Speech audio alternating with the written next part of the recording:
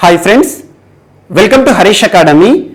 ఈరోజు వార్తలు నిలిచిన జాతీయ, అంతర్జాతీయ, రాష్ట్రీయ అంశాల గురించి, వార్తలు నిలిచిన వ్యక్తులు, అవార్డులు, పుస్తకాలు, మరి క్రీడా సంబంధిత సమాచారం ఒక్కొక్క అంశాన్ని వివరంగా తెలుసుకుందాం. ఈరోజు మన ఫస్ట్ టాపిక్ వచ్చేసి తులు భాషకి సంబంధించి ప్రారంభమైన ఉద్యమం జై తులునాడ్. ప్రత్యేకంగా ఈరోజు వార్తలు నిలిచింది జై తులునాడ్ ఉద్యమం. ఇక్కడ కీవర్డ్ తులు అనే ఒక భాషకి సంబంధించి ఇటీవల సోషల్ మీడియా వేదికగా, ట్విట్టర్ వేదికగా ఒక ప్రత్యేక హ్యాష్ ట్యాగ్తో ప్రారంభించబడిన ఉద్యమం. ఆ హ్యాష్ ట్యాగ్ కూడా గుర్తుంచుకోండి, తులు అఫీషియల్ లాంగ్వేజ్ ఇన్ KA_KL. అలా ఈ హ్యాష్ ట్యాగ్తో ప్రారంభమైన ఒక ఉద్యమం, తులు భాషకి సంబంధించిన ఉద్యమం, జై తులునాడ్ ఉద్యమానికి దేశవ్యాప్తంగా విపరీతమైన మద్దతు దక్కుతోంది.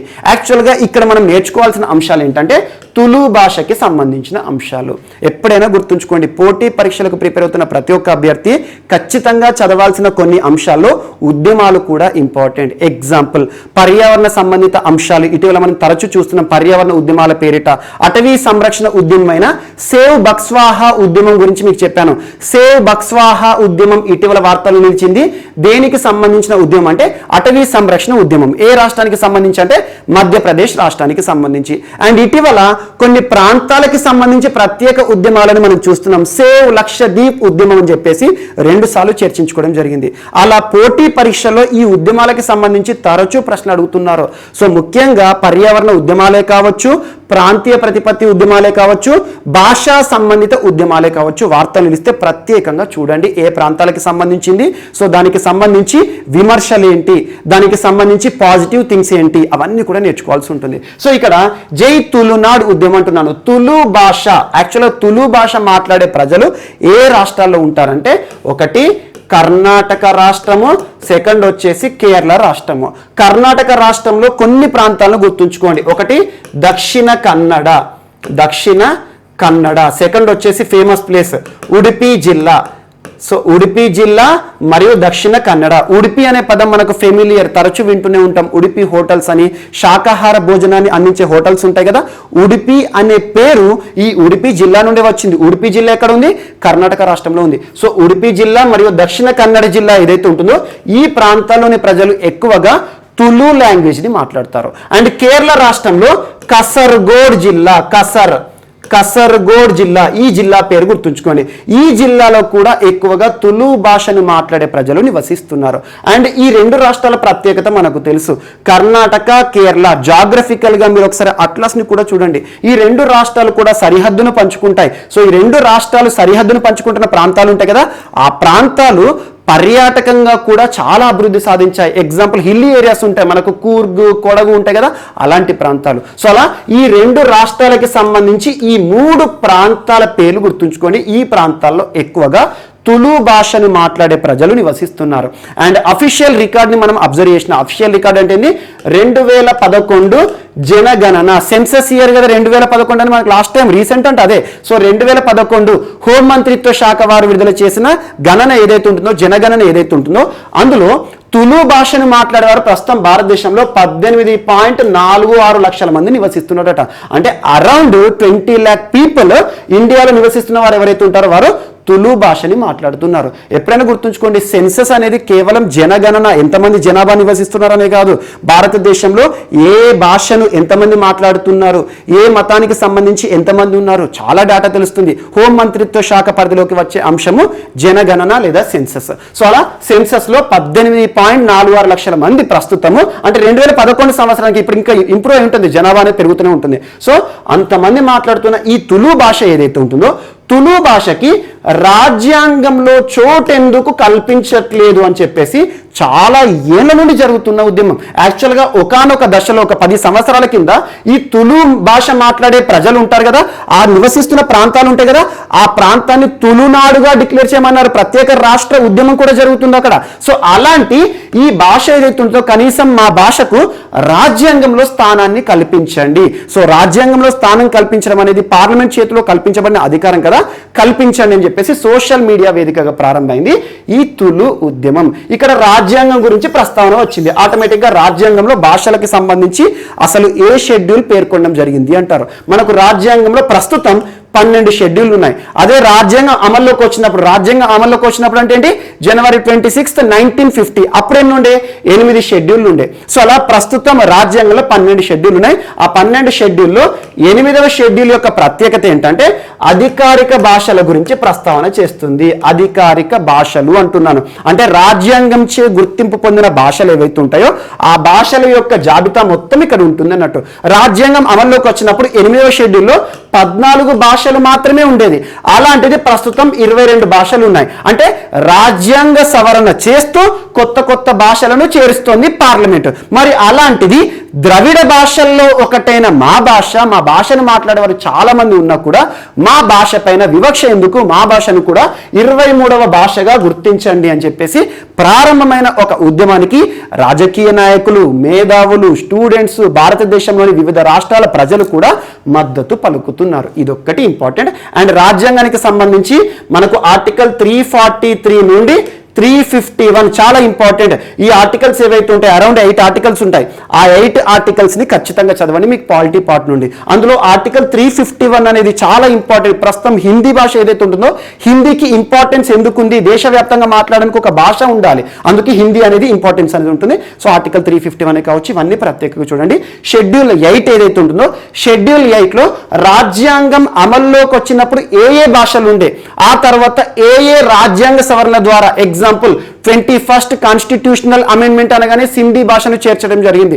71st కాన్స్టిట్యూషనల్ అమెండ్మెంట్ 3 భాషలను చేర్చడం జరిగింది, మణిపూర్, కొంకణి, నేపాలి.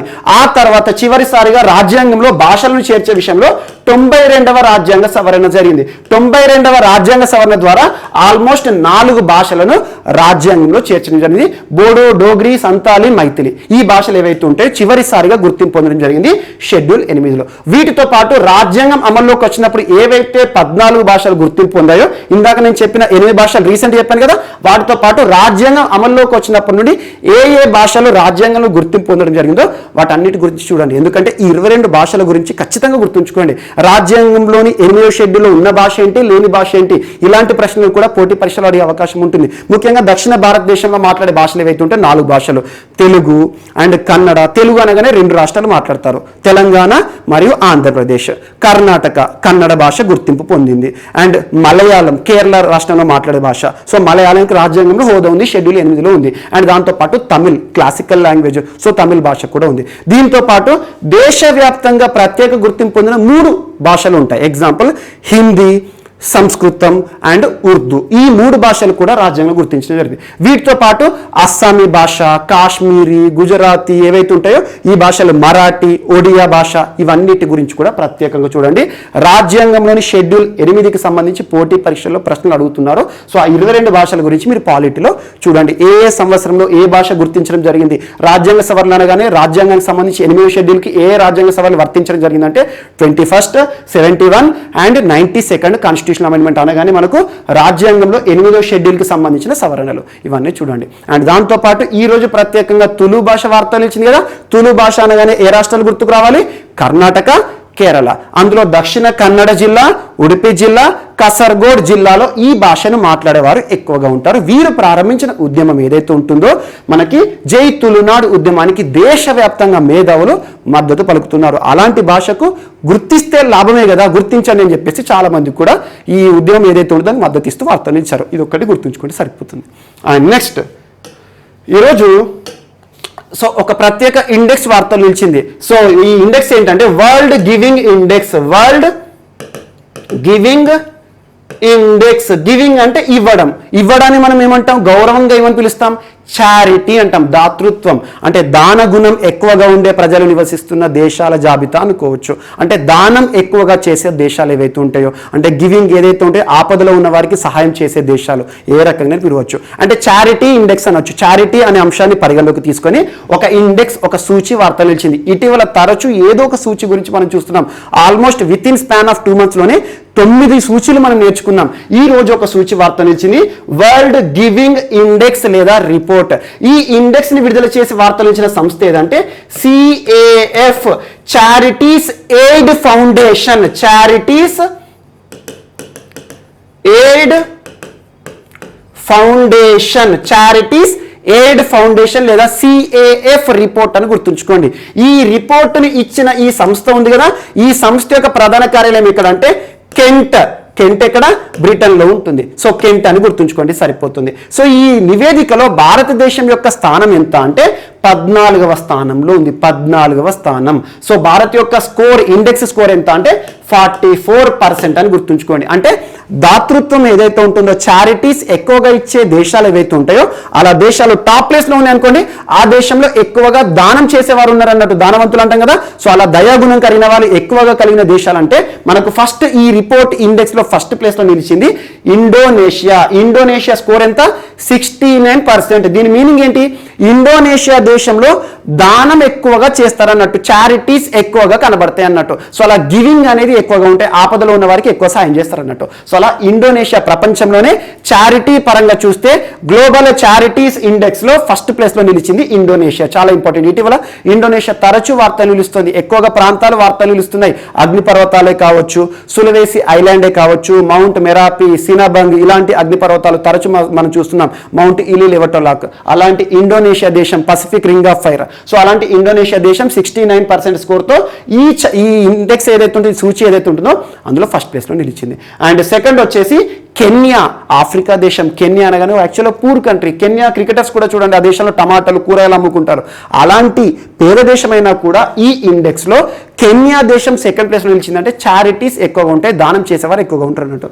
అండ్ నెక్స్ట్ వచ్చేసి Nigeria, Myanmar, Australia, Ghana, New Zealand, Uganda, Kosovo, Thailand. ఈ 10 దేశాలు గుర్తుంచుకోండి. టాప్ 10 అవసరం లేదు, 3 గుర్తుంచుకోండి. ఇండోనేషియా, కెన్యా, నైజీరియా ఇటీవల విడుదల చేయబడిన వరల్డ్ గివింగ్ ఇండెక్స్ లో టాప్ ప్లేస్ నిలిచాయి. ఇందులో భారతదేశం యొక్క స్కోర్ ఎంత అంటే 44% స్కోర్.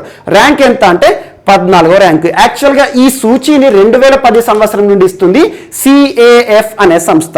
2010 సంవత్సరంలో భారతదేశం 82nd ప్లేస్లో ఉండే, అలాంటిది 14వ స్థానంలోకి వచ్చింది. అంటే ఇండియాలో కూడా చారిటీ ఎక్కువగా పెరుగుతుందని గుర్తుంచుకోండి. సో చారిటీ అంశాన్ని పరిగణలోకి తీసుకొని ప్రపంచాలకు ఇవ్వబడిన ర్యాంకింగ్స్ ఏవైతే ప్రపంచ దేశాలకు ఇవ్వబడిన ర్యాంకింగ్స్ అని గుర్తుంచుకోండి సరిపోతుంది.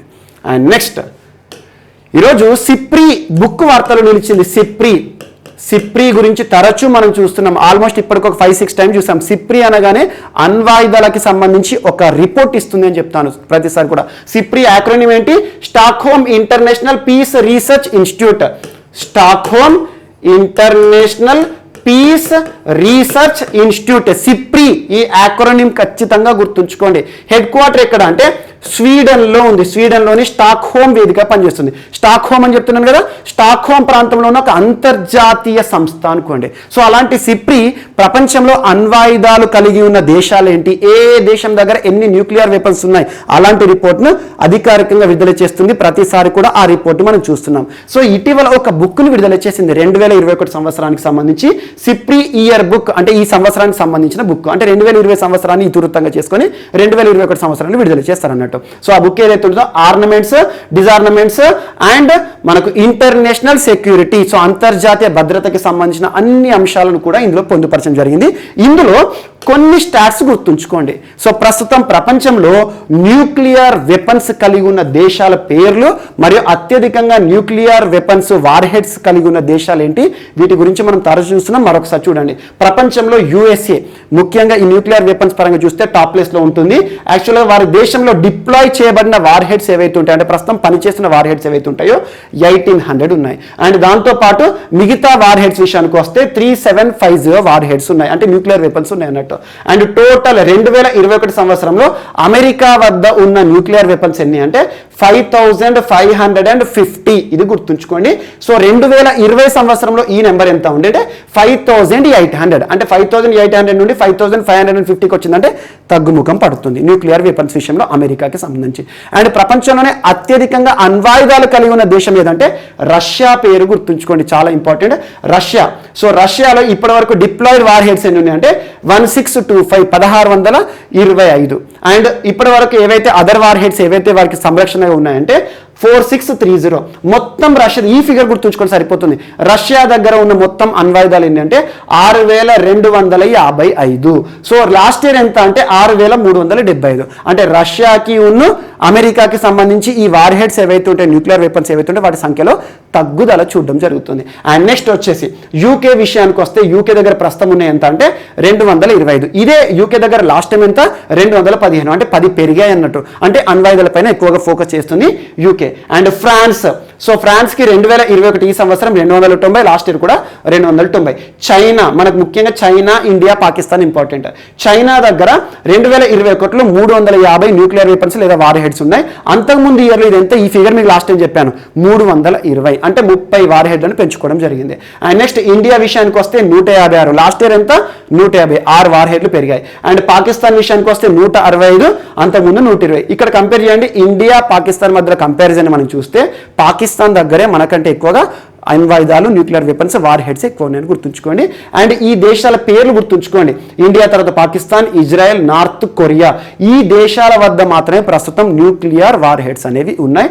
మొత్తం ప్రపంచంలో ఎన్ని ఉన్నాయి, 13,080 ఉన్నాయి ప్రస్తుతం ఈ సంవత్సరం వరకు. లాస్ట్ ఇయర్ ఎంత ఉన్నాయి, 13,400 ఉండే. అంటే ఈ సంవత్సరం అనేది మనకు మొత్తం ఓవరాల్ చూస్తే తగ్గుముఖం పట్టింది, ఎందుకంటే ఈ 2 దేశాలు కూడా తగ్గిస్తున్నాయి. సో అలా ఈ దేశాల పేర్లు గుర్తుంచుకోండి. ఇందులో ఈ మొత్తం సంఖ్య ఏదైతే ఉందో 13080 ఉంది కదా, ఇందులో ఆల్మోస్ట్ అన్ని కూడా 11,000 వార్ హెడ్స్, ఆల్మోస్ట్ 90% ఈ 2 దేశాల వద్దనే ఉన్నాయి. ఏది, యుఎస్ఏ, రష్యా. సో దీనికి సంబంధించి సంఖ్య పైన ప్రశ్న అడగకపోవచ్చు, ఎందుకంటే సిప్రి యాక్రోనిమ్ ఏంటి, హెడ్ క్వార్టర్ ఎక్కడ, దేనికి సంబంధించి ఎక్కువగా సమాచారాన్ని ఇస్తుంది అంటే ముఖ్యంగా మనకు న్యూక్లియర్ వార్ హెడ్స్ కానివ్వండి, ఇంటర్నేషనల్ సెక్యూరిటీకి సంబంధించి అధికారికంగా వీరు గణాంకాలు విడుదల చేస్తారు. సో ఇండియాకి సంబంధించి 3 దేశాలు మాత్రం చూడండి, ఇండియా, చైనా, పాకిస్తాన్. లాస్ట్ ఇయర్కి ఈ ఇయర్కి ఏ రకంగా వ్యత్యాసం ఉంది ఇది చూడండి. అంటే న్యూక్లియర్ వెపన్స్, అణ్వాయుధాలు కలిగి ఉన్న దేశాలని ఈ మొత్తం దేశాల పేర్లు మాత్రం ఒకసారి చూడండి, సరిపోతుంది.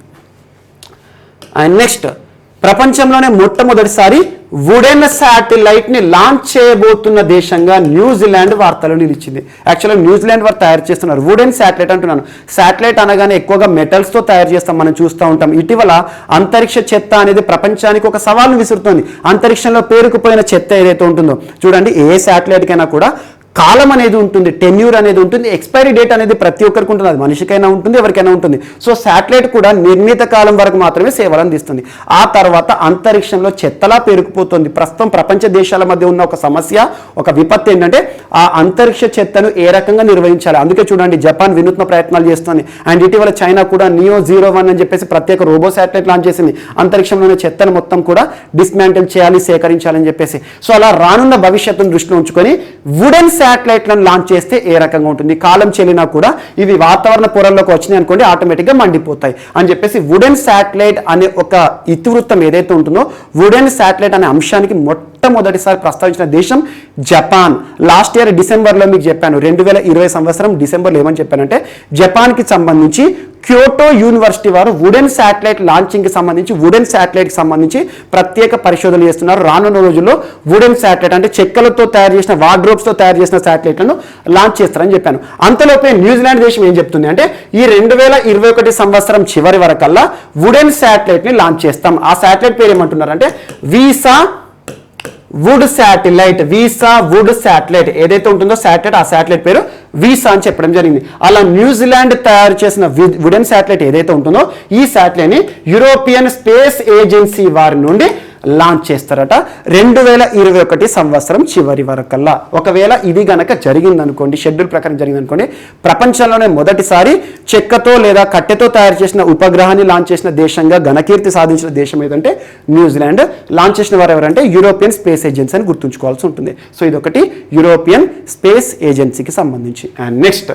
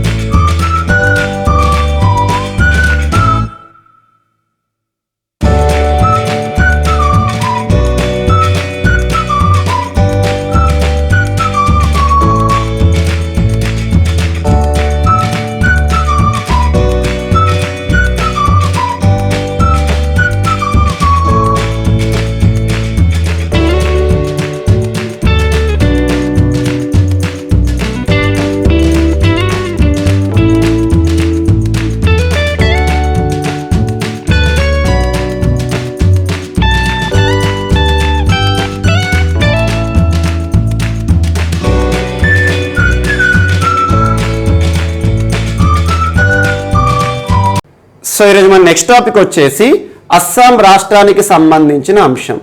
అస్సాం రాష్ట్ర ప్రభుత్వం ప్రతిష్టాత్మకంగా ప్రారంభించనున్న పురస్కారాలు ఈరోజు వార్తలు నిలిచాయి. రాష్ట్ర ప్రభుత్వం ప్రారంభించనున్న ప్రతిష్టాత్మక పురస్కారాలు అంటున్నాను.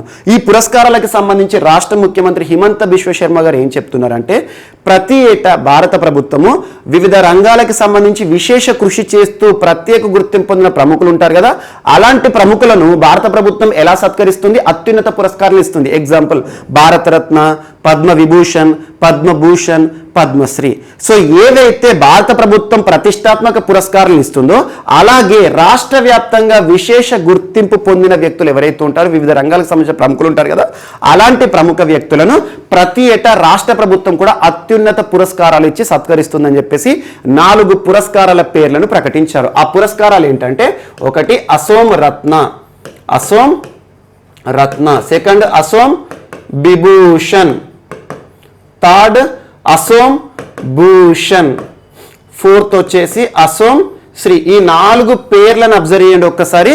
అసోం రత్న అంటున్నాను, సేమ్ భారత రత్న లాగానే. భారత ప్రభుత్వం ఇచ్చే అత్యున్నత లేదా ప్రతిష్టాత్మక పురస్కారం ఏంటి? భారత రత్న.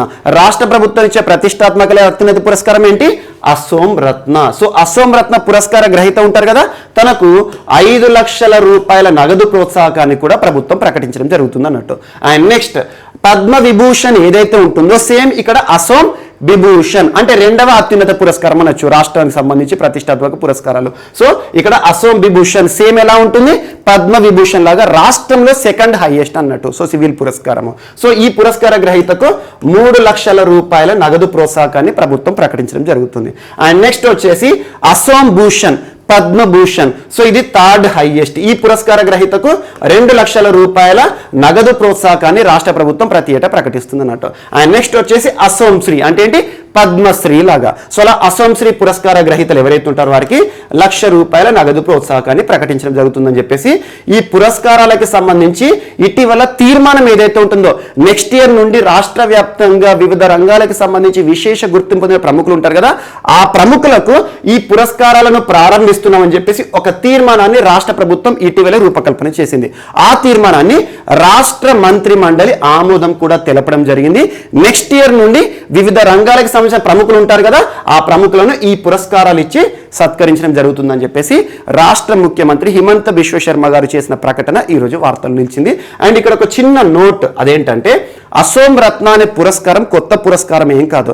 ఇప్పటికే రాష్ట్ర ప్రభుత్వము రాష్ట్రంలో విశేష గుర్తింపు పొందిన ప్రముఖ వ్యక్తికి ఇచ్చి సత్కరిస్తుంది. అలా రాష్ట్రంలో అత్యున్నత పురస్కారం అనుకోండి. సో అలా ఇప్పటికే 3 సంవత్సరాలకు ఒకసారి ఇచ్చే ఈ పురస్కారాన్ని, అంటే ఎవ్రీ 3 ఇయర్స్కి రాష్ట్ర ప్రభుత్వం ప్రకటిస్తుంది అసోం రత్న పురస్కారాన్ని. అలాంటిది ఈ నూతన నిబంధనల ఆధారంగా అసోం రత్న పురస్కారం ఏదైతే ఉంటుందో రాష్ట్రంలోనే అత్యున్నత లేదా ప్రతిష్టాత్మక పురస్కారం కదా, ఈ పురస్కారాన్ని ప్రతి సంవత్సరం కూడా ప్రముఖ వ్యక్తికి ఇచ్చి సత్కరిస్తుందని చెప్పేసి మరొక అనౌన్స్మెంట్ చేశారు. సో ఈ 4 పేర్లు అయితే గుర్తుంచుకోండి ఖచ్చితంగా, సేమ్ సులభంగా గుర్తుంటాయి. భారత రత్న లాగా అసోం రత్న, అండ్ పద్మ విభూషణ్ లాగా అసోం విభూషణ్, అండ్ పద్మభూషణ్ లాగా అసోం భూషణ్, పద్మశ్రీ లాగా అసోం శ్రీ. ఈ 4 పేర్లు కూడా ఖచ్చితంగా గుర్తుంచుకోండి. సో అలా రాష్ట్ర ప్రభుత్వం కూడా ప్రతి ఏటా విశేష గుర్తింపు పొందిన ప్రముఖులకు ఎవరైతే ఉంటారో వారికి ఇచ్చి సత్కరిస్తుందని చెప్పారు. అండ్ ఇటీవల అస్సాం రాష్ట్రం తరచూ వార్తలు నిలుస్తుంది. ఇటీవల మనం చూసాము 2 నూతన నేషనల్ పార్కులు అని చెప్పేసి, రైమోనా నేషనల్ పార్క్ గురించి చెప్పాను, దెహింగ్ పట్కాయ్ నేషనల్ పార్క్ గురించి చెప్పడం జరిగింది. అండ్ అస్సాం రాష్ట్రం ఇటీవల వివిధ రంగాలకు సంబంధించి తరచూ ఏదో ఒక అంశంతో వార్తలు నిలుస్తుంది.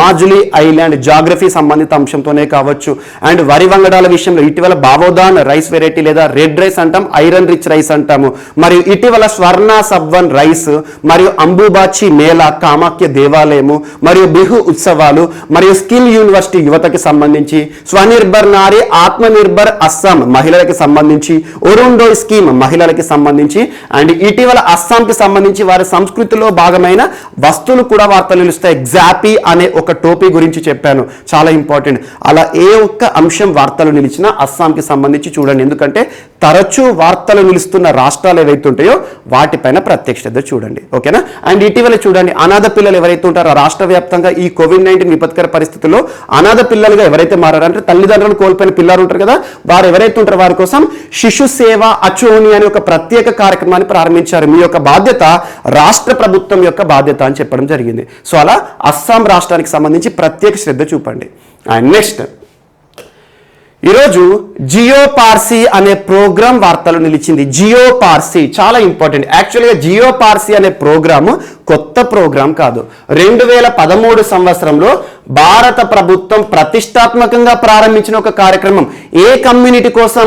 పార్సీ లేదా జొరాస్ట్రియన్ అని గుర్తుంచుకోండి. సో జొరాస్ట్రియన్ కి సంబంధించి ఈ ప్రోగ్రామ్ యొక్క ఉద్దేశం ఏంటంటే, వీరి యొక్క పాపులేషన్ ఉంటుంది కదా, భారతదేశంలో పార్సీ పాపులేషన్ ఉంటుంది కదా, ఆ పాపులేషన్ అనేది డిక్లైన్ అవుతుంది. అంటే పాపులేషన్ మొత్తం కూడా తగ్గిపోతుంది. అలా తగ్గిపోతున్న పాపులేషన్ ఏదైతే ఉంటుందో ఆ పాపులేషన్ డిక్లైన్ ని కంటైన్ చేయడానికి, అంటే వీరి పాపులేషన్ అనేది తగ్గకూడదు, ఈ పాపులేషన్ గ్రోత్ అవ్వాలని చెప్పేసి భారత ప్రభుత్వం ప్రారంభించిన ప్రతిష్టాత్మక కార్యక్రమమే జియో పార్సీ. ఏ మంత్రిత్వ శాఖ ఆధ్వర్యంలో అమలవుతుంది ప్రస్తుతం అంటారు?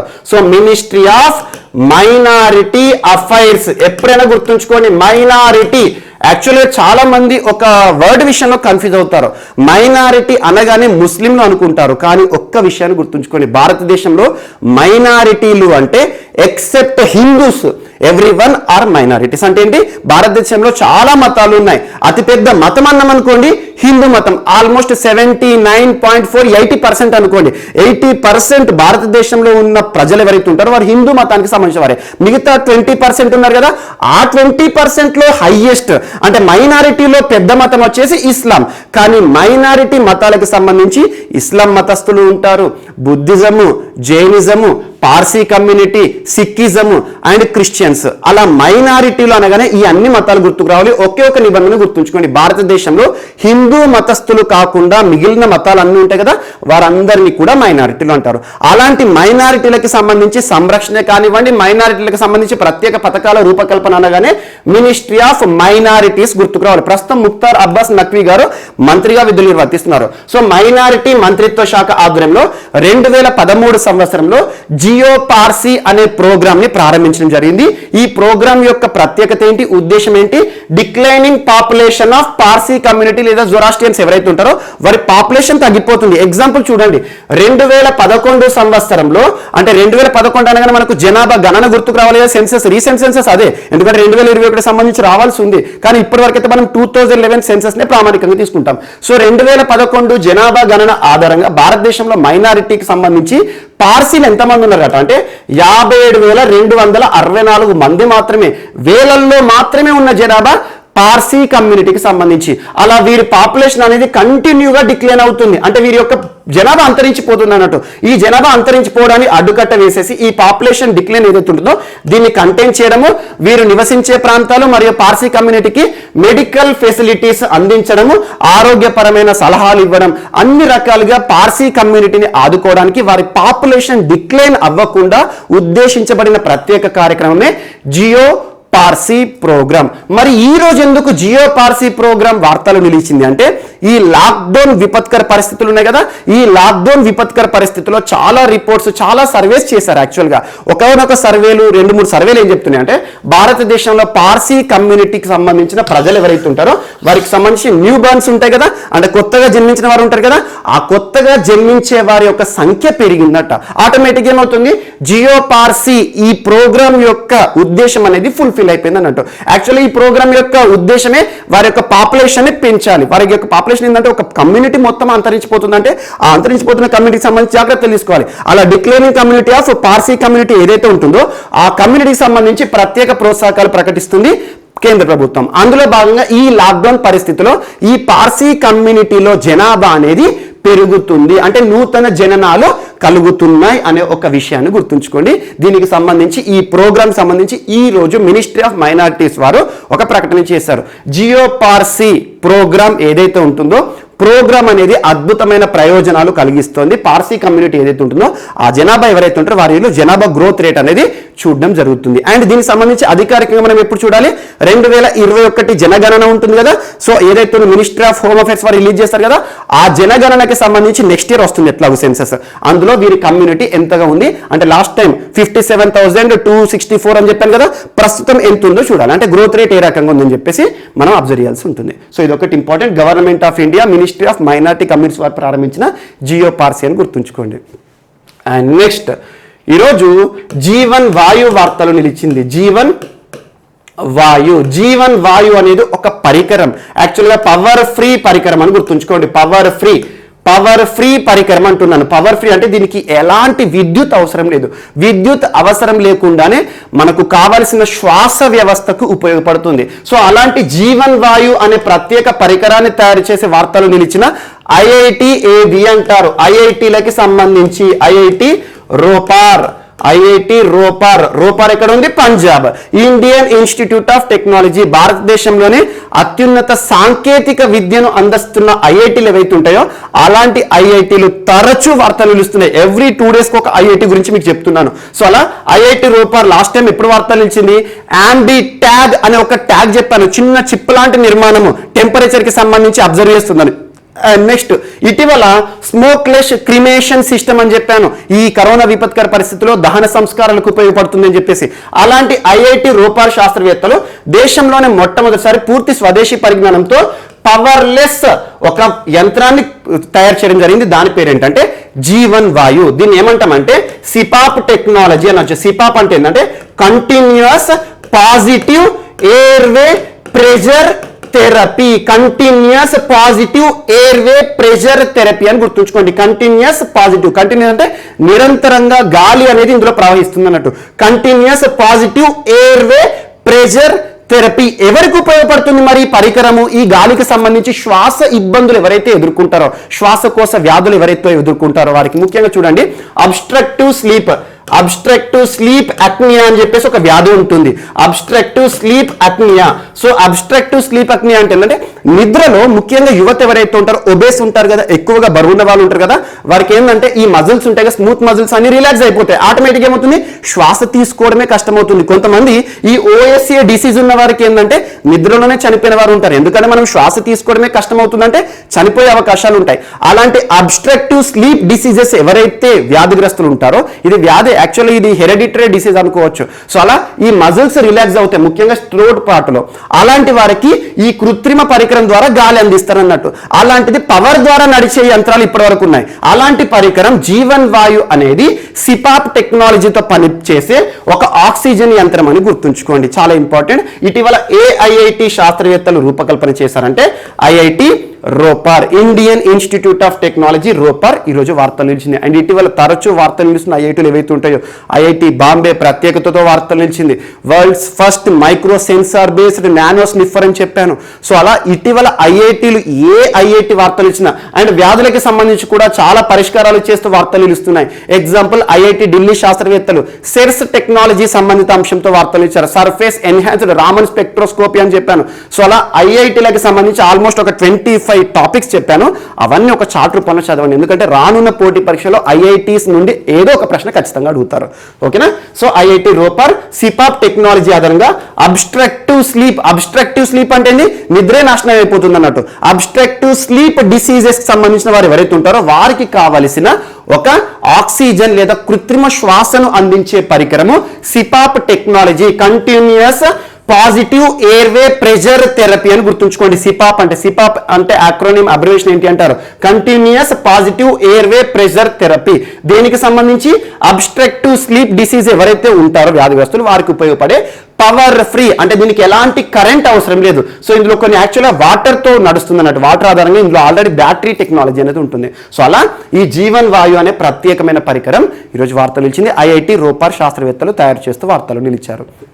అండ్ నెక్స్ట్ ఈరోజు ఫాగ్ ఆన్ రోడ్ ఈ కాన్సెప్ట్ మనం చూస్తూనే ఉంటాం. ఫాగ్ ఆన్ రోడ్ అంటే ఏంటి? ముఖ్యంగా చలికాలం వింటర్ సీజన్ ఉంటుంది కదా, మనం ఎటైనా రైడింగ్ కానీ మార్నింగ్ ఎటైనా వాకింగ్ జాగింగ్కి వెళ్ళినప్పుడు చూస్తూ ఉంటాము. రోడ్డు పైన మొత్తం కూడా దట్టమైన పొగమంచు కప్పి ఉంటుంది. అలాంటి పొగమంచు కప్పి ఉందనుకోండి, ఎదురుగా వచ్చే వ్యక్తి కానివ్వండి, ఎదురుగా వచ్చే వాహనాలు కూడా కనిపించవు. ఇలాంటి సమస్య కారణంగా చాలా యాక్సిడెంట్ జరుగుతున్నాయి. సో ఇలాంటి సమస్యకు పరిష్కారం వెతుకుతూ ఈరోజు రామన్ రీసెర్చ్ ఇన్స్టిట్యూట్ శాస్త్రవేత్తలు వార్తలు ఇచ్చారు. Raman research institute space application centre అంటే అహ్మదాబాద్ సంబంధించి, Raman research institute Bengaluru and space application centre శాస్త్రవేత్తలు, వీరితో పాటు శివనాడర్ యూనివర్సిటీ గౌతమ్ బుద్ధ నగర్ లో ఉంది. గౌతమ్ బుద్ధ నగర్ అంటే ఇటీవల తరచు వార్తలు నిలుస్తుంది, ఉత్తరప్రదేశ్ రాష్ట్రం. ఈ ముగ్గురు శాస్త్రవేత్తలు అంటే ఈ 3 రీసెర్చ్ ఇన్స్టిట్యూట్ కి సంబంధించిన శాస్త్రవేత్తలు మరియు రెన్స్ రెన్స్ యూనివర్సిటీ అంటే ఏంటంటే ఫ్రాన్స్ కి చెందిన యూనివర్సిటీ. ఈ శాస్త్రవేత్తలు చేసిన ఒక పరిశోధన ఫలితాలను ఇస్తుంది. అదేంటంటే ఒక లైట్ అనేది ఉంటుంది. యాక్చువల్గా మనం వెహికల్లో వెళ్ళేటప్పుడు మార్నింగ్ టైము ఈ ఫాగ్లో వెళ్ళేటప్పుడు ఖచ్చితంగా లైట్ అనేది వేసుకోవాల్సి ఉంటుంది. ఈ లైట్ వేసుకున్నా కూడా ఎదురుగా వచ్చేసి అసలు కనపడనే కదా, మొత్తం కూడా మనకు విస్కస్ మొత్తం ఏంటంటే మొత్తం డల్ అయిపోతుంది, విజన్ అనేది కనపడదు. అందుకే చాలా ట్రైన్స్ కానివ్వండి, బస్సులు కూడా ఆపేస్తారు, వెహికల్స్ కూడా ఆపేసుకొని పక్కకుంటారు ఈ ఫాగ్ పోయినాక అని చెప్పేసి. సో ఇలాంటి సమస్యలు ఉన్నప్పుడు వీరు ఒక లైట్ ని తయారు చేశారు, LED. So light emitting diode LED ఉంటుంది కదా, ఎల్ఈడి లైట్లను అందులో మాడ్యులేషన్ ఆధారంగా కొన్ని మార్పులు చేసేసి ఒక లైట్ టెక్నాలజీని తయారు చేశారు. ఆ లైట్ టెక్నాలజీ ఏదైతే ఉంటుందో వాహనాలకు బిగించామనుకోండి, మన చేతిలో టార్చ్ లాగే పట్టుకున్నాం అనుకోండి, ఆటోమేటిక్ గా ఎంత ఫాగ్ రోడ్ మీద ఉన్నా, ఏ రకంగా ఎంత దట్టమైన పొగమంచు ఉన్నా కూడా సుదూర ప్రాంతాలను కూడా షార్ప్ విజన్ తో చూడొచ్చంట. సో అలాంటి ఒక technology, so fog on road అనే ఒక కాన్సెప్ట్ ఏదైతే ఉంటుందో, అంటే ముఖ్యంగా మనం ఎదుర్కొనే సమస్య చలికాలంలో కానివ్వండి, చాలా ప్రాంతాల్లో కూడా అలా రోడ్ పైన ఫాగ్ ఉన్నప్పుడు ఎదుర్కొనే సమస్యలకు పరిష్కారం వెతుకుతూ Raman research institute and space application centre, Shiv Nadar university of UP and రెన్ university of France, ఈ శాస్త్రవేత్తలు కలిసి చేసిన పరిశోధన ఏదైతే ఉంటుందో సత్ఫలితాలను ఇస్తుంది. అతి త్వరలో దీన్ని మార్కెట్లో కూడా విడుదల చేసే ప్రయత్నాలు చేస్తామని చెప్పారు. కానీ ఇండియాకి సంబంధించిన ఈ రీసెర్చ్ ఇన్స్టిట్యూట్స్ పేరు మాత్రం గుర్తుంచుకోండి, జస్ట్ పేరు గుర్తుంచుకోండి సరిపోతుంది, వాటి యొక్క లొకేషన్ కూడా అంత ఇంపార్టెంట్ ఏం కాదు. ఓకేనా? సో అలా లైట్ ఎమిటింగ్ డయోడ్ ఏదైతే ఎల్ఈడి లైట్స్ ఉంటాయో, ఎల్ఈడి లైట్స్ లో కొన్ని మాడ్యులేషన్స్ డిమాడ్యులేషన్స్ చేస్తారు. ఆటోమేటిక్ ఏమవుతుంది, ఆ లైట్ ఫోకస్ ఉంటుంది కదా, ఆ ఫోకస్ పడే ప్రాంతం ఏదైతే ఉంటుందో సులభంగా విజన్ అనేది మనకు షార్ప్ అని పెరుగుతుంది అని చెప్పేసి చెప్పడం జరుగుతుంది. అండ్ నెక్స్ట్ ఈరోజు వార్తల్లో వ్యక్తులు అండ్ తెలంగాణ రాష్ట్రానికి సంబంధించిన అంశం. యాక్చువల్గా వార్తల్లో వ్యక్తుల కింద కన్సిడర్ చేయొచ్చు. మనందరికీ తెలుసు కల్నల్ సంతోష్ బాబు గారు, కల్నల్ సంతోష్ బాబు గారు అమరవీరులు అయ్యారు. సంతోష్ బాబు గారు ఎప్పుడు, గడిచిన సంవత్సరం జూన్ 15 గాల్వన్ లోయ, చైనాకి సంబంధించి వాస్తవాధీన రేఖ ఉంటుంది కదా, ఆ ప్రాంతంలో గాల్వన్ లోయలో చైనాకి ఇండియాకి మధ్య జరిగిన ఒక ఘర్షణ, చైనాకి ఇండియాకి దేశాల మధ్య ఘర్షణే కదా. సో అలా మన ఇండియన్ ఆర్మీకి సంబంధించి కల్నల్ స్థాయి హోదా అధికారి, కల్నల్ స్థాయిలో ఉన్న ఒక అధికారి చైనా బార్డర్ వద్ద చనిపోవడం అనేది చరిత్రలోనే మొదటిసారి. అలాంటి కల్నల్ సంతోష్ బాబు గారు వీరోచిత పోరాటం చేశారు, చైనా సైనికులకు చుక్కలు చూపించారు, కానీ అమరవీరులు అయ్యారు. అలాంటి సంతోష్ బాబు గారి స్వరాష్ట్రం ఏంటి, మన తెలంగాణ. తెలంగాణ రాష్ట్రంలో పాత జిల్లాల ప్రకారం చూసుకుంటే నల్గొండ, కొత్త జిల్లా చూసుకుంటే సూర్యాపేట అని గుర్తుంచుకోండి. సో సూర్యాపేట ప్రస్తుతం తనకు సంబంధించిన జిల్లా. అండ్ ఆ తర్వాత తన ఫ్యామిలీకి సంబంధించి రాష్ట్ర ప్రభుత్వం ఆదుకోవడం కానివ్వండి, వారి భార్యకు గ్రూప్ 1 స్థాయి అధికారి ఏవైతే ఉంటుందో హోదా ఇవ్వడము, సో అవన్నీ మనం చూస్తున్నాం.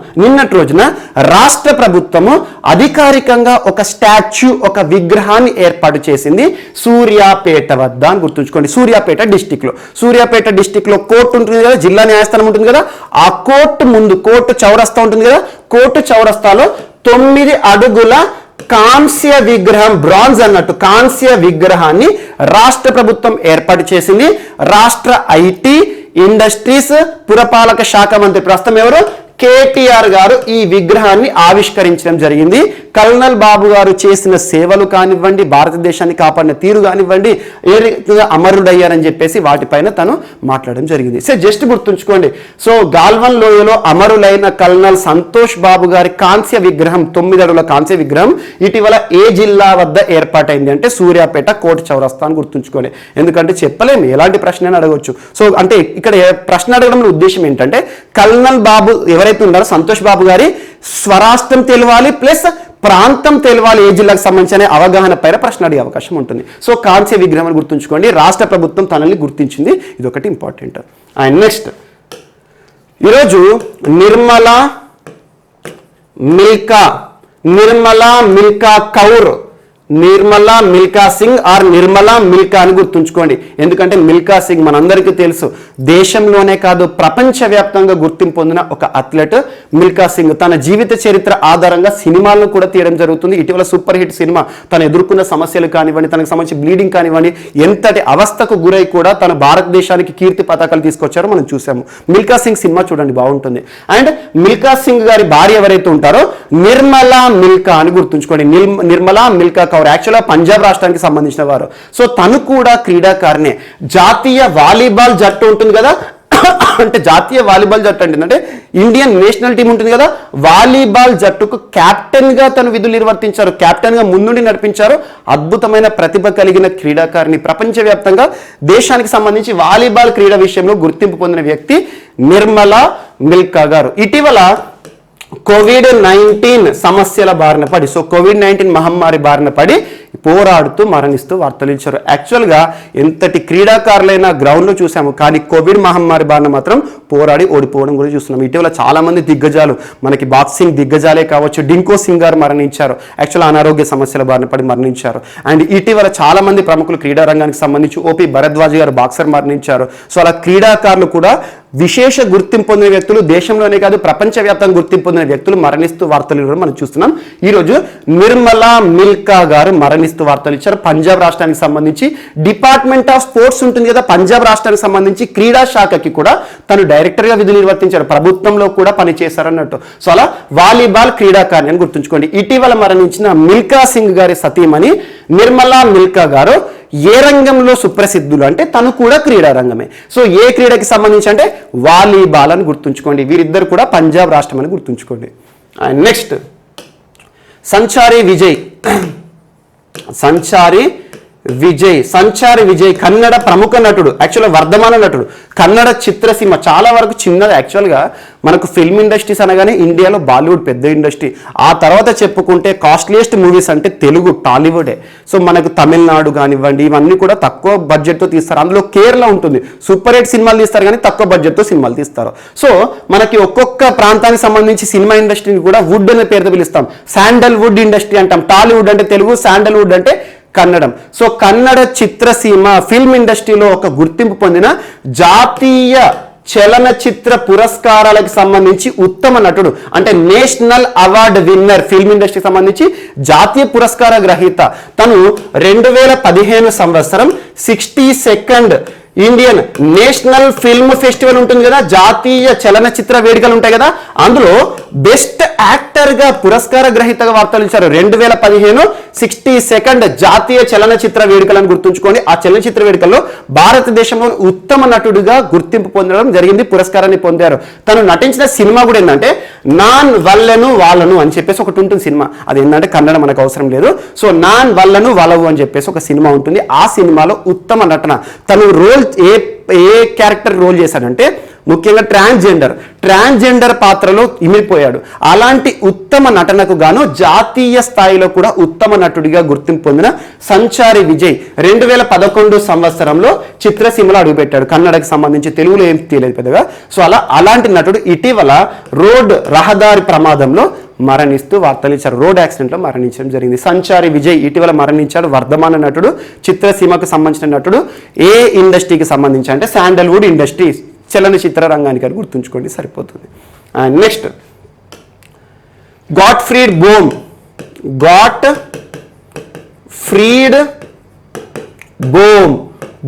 పేరు గుర్తుంచుకోండి. గాట్ఫ్రీడ్ బోమ్ జర్మన్, యాక్చువల్గా జర్మనీకి సంబంధించి ప్రముఖ ఆర్కిటెక్ట్ అంటే ఏంటి, నిర్మాణ రంగానికి సంబంధించిన వ్యక్తి అన్నట్టు, అంటే ఒక శిల్పి అనుకోవచ్చు. ఆర్కిటెక్ట్, ప్రపంచవ్యాప్తంగా గుర్తింపు పొందిన ఆర్కిటెక్ట్, జర్మన్ ఆర్కిటెక్ట్. యాక్చువల్గా జర్మనీలో కూడా చాలా ప్రముఖ చర్చిలు ఉంటాయి. చర్చి ఎక్కువగా మనకు విదేశాల్లో క్రిస్టియానిటీ ఎక్కువగా ఉంటుంది, క్రైస్తవ మతాన్ని అనుసరించేవారు. అలాంటిది చర్చిలు ఏవైతే ఉంటాయో, ప్రపంచవ్యాప్తంగా ప్రముఖ చర్చిలు ఏవైతే ఉంటాయో అలాంటి ప్రముఖ చర్చిల రూపశిల్పి ఈరోజు మరణించిన గాట్ఫ్రీడ్ బోమ్. తను ప్రిట్జ్గర్ పురస్కార గ్రహీత. ప్రిట్జ్గర్ ఆర్కిటెక్చర్ పురస్కారం అని చెప్పేసి లాస్ట్ ఒక 6 months బ్యాక్ మీకు చెప్పాను ప్రిట్జ్గర్ ఏ రంగంలో ఇస్తారని చెప్పేసి. పులిట్జర్ పురస్కారం వేరు, ప్రిట్జ్గర్ పురస్కారం వేరు. ప్రిట్జ్గర్ అనేది ఆర్కిటెక్చర్ లో ఒక నోబెల్ పురస్కారంలో భావించాలి. అంటే ఆర్కిటెక్చర్ నిర్మాణ రంగం ఏదైతే ఉంటుందో శిల్ప రంగానికి సంబంధించి ఆ రంగంలో అత్యున్నత పురస్కారం ఏదంటే ప్రిట్జ్గర్. సో ప్రిట్జ్గర్ ఆర్కిటెక్చర్ ఇంటర్నేషనల్ పురస్కార గ్రహీత గాట్ఫ్రీడ్ బోమ్ గారు ఇటీవల అనారోగ్య సమస్యల బారిన పడి మరణిస్తూ వార్తలు ఇచ్చారు. ఏ దేశానికి చెందినవారు అంటే జర్మనీకి చెందినవారు అని గుర్తుంచుకోండి. Important person. సో వీరు ఈరోజు వార్తలు నిలిచిన వ్యక్తులు, వార్తలు నిలిచిన అంశాలు. మిస్లేనియస్ అంశాలు ఏమైనా మిగిలిపోతే మాత్రం మనం రేపటి క్లాస్లో యాడ్ చేసుకొని నేర్చుకుందాం. రేపు కలుద్దాం. Thank you.